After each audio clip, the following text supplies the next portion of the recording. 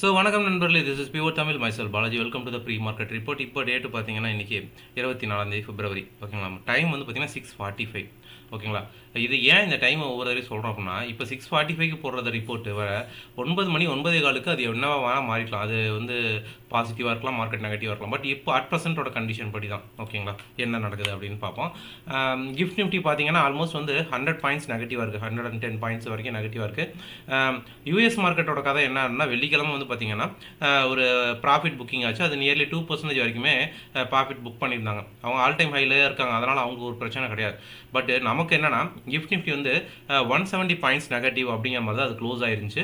But இருந்தாலும் market இன்றைக்கி open ஆயிருக்குச்சு. எப்பயுமே ஒரு மார்க்கெட் வந்து ஒரு பழைய நியூஸ் அப்படிங்கிற மாதிரி தான் இருக்கும். ஏன்னா இது சாட்டர்டே சண்டே 2 நாள் கேப் இருந்தனால அதை மார்க்கெட் சஸ்டெயின் பண்ணுறதுக்கோ என்ன பண்ண முடியுங்கிறத யோசிச்சிருப்பாங்க ஈஸியாகவே. பட் இப்போ இங்கே என்ன நடக்குது அப்படின்னு பார்த்தீங்கன்னா, கிஃப்ட் நிஃப்டி 170 பாயிண்ட்ஸு நெகட்டிவ்னு காமிச்சிருந்தா கூட பட் இப்போது 100 பாயிண்ட்ஸ் தான் இருக்குது அப்படிங்கிற மாதிரி இருக்குது. மற்ற மார்க்கெட்டில் இன்னும் ஓப்பன் ஆகலை. ஸோ இப்போ இருந்தாலும் கிஃப்ட் நிஃப்டி இப்படி காமிக்கிறது கரெக்டாக அப்படின்னு நம்ம பார்க்குறோம் அப்படின்னா, அதில் ஆக்சிஸ் பேங்க் ஏடிஆர் பாருங்கள் 0.69% நெகட்டிவாகவும், ஹெச்டிஎஃப்சி 0.17 இருக்குது, ஐசிஐசிஐ 1.54 இருக்குது. ஓகேங்களா, இன்ஃபோசிஸ் 0.84 இருக்குது, 4.4% வந்து பார்த்திங்கன்னா விப்ரோ வந்து நெகட்டிவாக இருக்குது. அப்படிங்கும்போது 100 பாயிண்ட்ஸ் தான் நெகட்டிவாக இருக்குமா அப்படின்னு கேட்டால் இல்லை, வாய்ப்பு இல்லை. அதோட எனக்கு தெரிஞ்சு ஒரு 130-150 பாயிண்ட்ஸ் கூட நெகட்டிவாக இருக்கலாம் அப்படிங்கிறது என்னோட தாட்டு. ஸோ அதை பொறுத்து இருந்து தான் பார்க்கணும் என்ன நடக்க போகுது அப்படிங்கிறத. கிஃப்ட் நிஃப்டியோட இண்டிகேஷன் படி கிஃப்ட் நிஃப்டி ஒரு ப்ராப்பரான இண்டிகேஷன் இன்றைக்கி இல்லை அப்படின்னு தான் நான் சொல்லுவேன். ஓகேங்களா, ஸோ ஓகே. அடுத்தது எஃப்ஐ டேட்டா வந்து பார்த்தீங்கன்னா, எஃப்ஐ ஆஸ் யூஷுவல் வந்து பார்த்தீங்கன்னா 3449 கோடி விற்றுருக்காங்க. டிஐஸை பொறுத்த வரைக்கும் 2885 கோடி சப்போர்ட் பண்ணியிருக்காங்க பை பண்ணி. பட் இன்றைக்கி அவங்க ஹெவியாக தான் பண்ணி ஆகணும், இல்லைனா மார்க்கெட் வந்து டுவர்ட்ஸ் வந்து 22,400க்கோ 200க்கோ கூட போயிட வாய்ப்பு இருக்குது.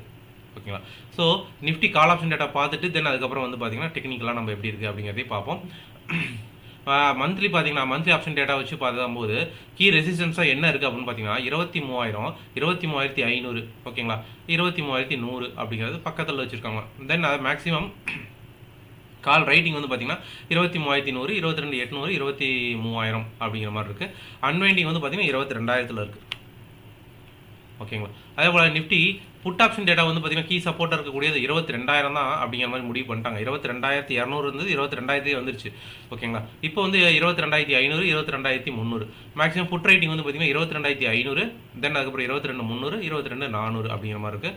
புட் அன்வைண்டிங் எங்கே இருக்குன்னு பார்த்தீங்கன்னா 23,000, 22,900, 23,200. மேக்ஸிமம் கால் ஆப்ஷன் டேட்டாஸ் எங்கே பேங்க் நிஃப்டியில் இருக்குது அப்படின்னு பார்த்தீங்கன்னா 51,000 இருக்குது. அது வந்து கீ ரெசிஸ்டண்ட்டாக இருக்கும். தென் 50,000, 50,500. மேக்ஸிமம் கால் ரைட்டிங் வந்து பார்த்தீங்கன்னா 49,000, 50,500, 50,000, தென் அதுக்கப்புறம் 50,700 அப்படிங்கிற மாதிரி இருக்குது. அதுக்கப்புறம் அது ஃபாலோட் பை 49,400, 48,600 அப்படிங்கிற மாதிரி இருக்குது. ஓகே, இப்போது நம்ம நிஃப்டியை வந்து டெக்னிக்கலாக எப்படி இருக்குது அப்படிங்கிறதே நம்ம பார்ப்போம். நிஃப்டி வந்து ஃபஸ்ட்டு பார்த்தீங்கன்னா டே கேண்டில் பார்த்தீங்கன்னா இன்னமும் அந்த டோஜி கண்டினியூ ஆகிட்டு தான் இருக்குது. பட் அந்த ப்ரீமியம்ஸை கொடுக்க மாட்டாங்க. மேலே போகும்போது லைட்டாக மேலே போகும்போது ப்ரீமியத்தை டிகே பண்ணி ஹெவியாக டிகே ஆகிடும். தென் அதுக்கப்புறம் மேலே போகும்போது பார்த்தீங்கன்னா கால் ஆப்ஷன் டேட்டாவில் நீங்கள் பெருசாக எடுக்க முடியாது, ஏன்னா விக்ஸ் வந்து லோ ஆகிடும் மேலே போகும்போது அப்படிங்கிற மாதிரி. But even though end of டேல 1% வந்து விக்ஸ் வந்து ஷூட் அவுட் ஆயிருக்கு, 14.53 அப்படிங்கிற மாதிரி இருக்குது. ஓகேங்களா, இப்போது நிஃப்டி வந்து பார்த்தீங்கன்னா தொடர்ந்து அது மேல்கொண்டு கீழ்கொண்டு தான் அப்படிங்கிற மாதிரி தொடர்ந்து மறுபடியும் 4 ரெட் கேண்டில் தான் இருக்குது. இன்றைக்கும் ரெட் கேண்டிலாக இருக்க போதா இல்லையா அப்படிங்கிறத பொறுத்து வந்து பார்க்கணும். நிஃப்டியோட லெவலை பொறுத்த வரைக்கும் டெக்னிக்கலாக இன்கேஸ் வந்து 787 உடைக்குது அப்படிங்கிற பட்சத்தில் மறுபடியும், ஏன்னா மேலே தான் கொண்டு போய் வச்சுருக்காங்க, திரும்பவும் கீழே வருதுன்னா அது 500 வரைக்கும் வர வாய்ப்பு இருக்கா அப்படிங்கிற மாதிரி தான் பார்க்கணும். அது ஒவ்வொரு நாளும் பார்த்தீங்கன்னா இப்போ 22,723 அதுக்கு கீழே ஓப்பன் ஆகுதுங்கிற பட்சத்தில் அது மேல்கொண்டு திரும்ப அடுத்ததாக இருக்கக்கூடிய சப்போர்ட்டை நோக்கி போக போகுது அப்படிங்கிறத பார்க்கணும். இது நிஃப்டியோட லெவல், ஃபஸ்ட் லெவல் இதுதான் அதிகபட்சம்.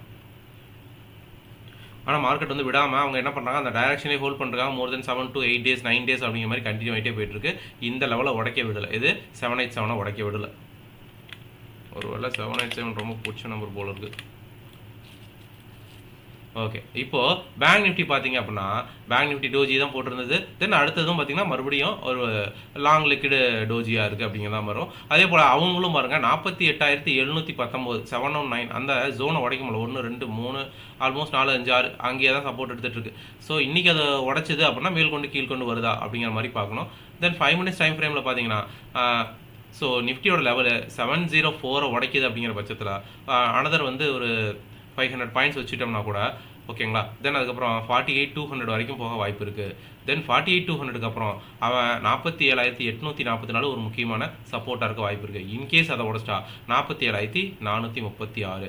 பட் நிஃப்டி வந்து ஒரு 160 170 பாயிண்ட்ஸ் இது கேப் டவுனாக ஓப்பன் ஆச்சுன்னா ஆல்மோஸ்ட் பேங்க் நிஃப்டி வந்து ஒரு 500 பாயிண்ட்ஸ் 600 பாயிண்ட்ஸ் கூட கேப் டவுனாக ஓப்பன் ஆக வாய்ப்பு இருக்குது. ஏன்னா ஐசிசி வேறு ஈவன் ஐசிசி தவிர எல்லாமே பார்த்தீங்கன்னா முக்கியமான செக்டர் நான் முன்னாடி காமிச்ச மாதிரி எல்லாமே நெகட்டிவில் தான் இருக்குது. ஸோ அதுவும் நடக்கலாம். சப்போர்ட் எடுக்கிறதுக்கு 47,844 கூட சப்போர்ட் எடுக்குதா, இல்லை அதையும் உடச்சி கீழே வருதா, மேல் கொண்டு கீழ் கொண்டா அப்படிங்கிற மாதிரி தான் பார்க்கணும். இது நிஃப்டிகளை லெவலை பொறுத்த வரைக்கும். ஓகே, அடுத்தது நிஃப்டி புட் ஆப்ஷன் டேட்டா வந்து பார்த்தீங்க அப்படின்னா மேக்ஸிமம் புட் வந்து பார்த்தீங்கன்னா 47,000 இருக்குது. அது வந்து ஒரு கீ சப்போர்ட்டாக இருக்க வாய்ப்பு இருக்குது. தென் 49,000 48,000 மேக்ஸிமம் புட் ரைட்டிங் வந்து பார்த்தீங்கன்னா 47,300 47,800 47,700 ஓகேங்களா. புட் அன்வைண்டிங் எங்கே இருக்குன்னு பார்த்தீங்கன்னா 48,500 49,500 47,500 அப்படிங்கிற மாதிரி இருக்குது. வெள்ளிக்கிழமை என்னன்னா கொஞ்சம் பாசிட்டிவ் ஆனால் கூட மறுபடியும் எல்லாமே மார்க்கெட் பாசிட்டிவ் ஆயிடுச்சு அப்படின்னு நினைக்கிறாங்க. மார்க்கெட் இன்னும் ப்ராப்பரான சப்போர்ட் எடுக்கல. ஏன் சப்போர்ட் எடுக்கலன்னா கவர்மெண்ட் இன்னும் சப்போர்ட் பண்ணாங்க. எஃப்ஐசிட்ட சமாதானப்படுத்தினா தான் அது சப்போர்ட் ஆகும். அது எல்லாத்துக்கும் தெரியும்.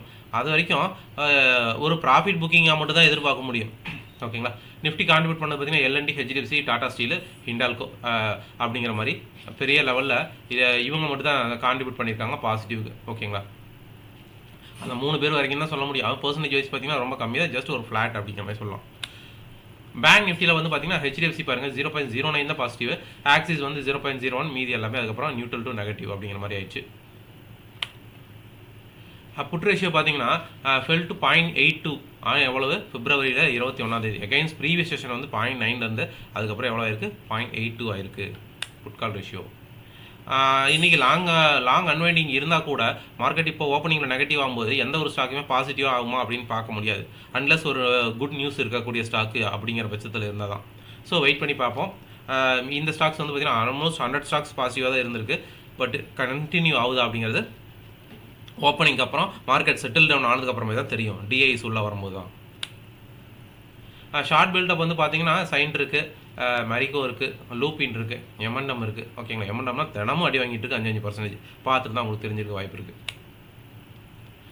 ஷார்ட் கவரிங்கில் இருக்குது ஹட்கோ. ஓகேங்களா. தென் அது national aluminium, Gujarat gas, IRFC. So இந்த ஸ்டாக்ஸ் இருக்குது ஷார்ட் கவரிங்கில் இருக்கிறது. ஓகேங்களா. வெள்ளிக்கிழமை பார்த்தீங்கன்னா நல்லா கான்ட்ரிபியூட் பண்ணியிருந்தது வந்து பார்த்தீங்கன்னா 1.2% 1.02% கொடுத்தது Tata steel, Hindalco, Vedanta, national aluminium, SAIL. ஓகேங்களா. இவங்க எல்லாம் தான். ஓகேங்களா. தென் அதே மாதிரி நெகட்டிவ் மேக்ஸிமம் நெகட்டிவ்ஸ் யார் கொடுத்துருக்காங்க அப்படின்னு பார்த்தா லாஸஸாக இருக்கிறது யாருன்னா எய்ச்சரை தவிர மீதி எல்லாமே எம்என்எம் பாருங்கள். இங்கே ஆல்மோஸ்ட் வந்து எண்ட் ஆஃப் டேல -1.46% வரைக்கும் ஃபால் ஆகிருக்கு. ஓகேங்களா. ஸோ இது வந்து உங்களுக்கே தெரியும், எலான் மஸ்க் உள்ளே வரனால, டெஸ்லா உள்ளே வரனால எம்என்எம் வந்து தொடர்ந்து அடி வாங்கிட்டு இருக்குது. அது மட்டும் இல்லை, எல்லா ஆட்டோ செக்டர்ஸ் ஃபுல்லாகவே அடி வாங்கிட்டு தான் இருக்குது. பொறுத்து வந்து பார்ப்போம். இன்றைக்கி அந்த பிகினிங்கில் அந்த இருக்கலாம் மொமெண்டம், தென் அதுக்கப்புறம் ரெக்கவர் ஆகுதா அப்படிங்கிற மாதிரி பார்ப்போம். இன்றைக்கி என்ன ஸ்டாக்ஸ் வாட்ச் பண்ணுறதுக்கு அப்படின்னு பார்த்தீங்கன்னா ஜொமேட்டோ, ஜியோ ஃபினான்ஷியல் சர்வீஸு. அது ஏன் அப்படின்னு பார்த்தீங்கன்னா இவங்க 2 பேரும் ஆப்ஷன்ஸ்க்கு உள்ளே வராங்க. ஓகேங்களா.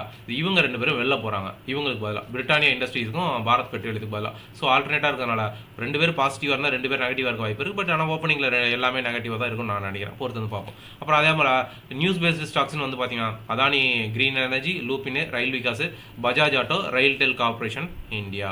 ஓகேங்களா. ஸோ இந்த வீடியோ உங்களுக்கு பிடிச்சிருக்குன்னு நினைக்கிறேன். லைக் பண்ணுங்கள், கமெண்ட் பண்ணுங்கள், ஷேர் பண்ணுங்கள், சப்ஸ்கிரைப் பண்ணுங்கள் நண்பர்களே.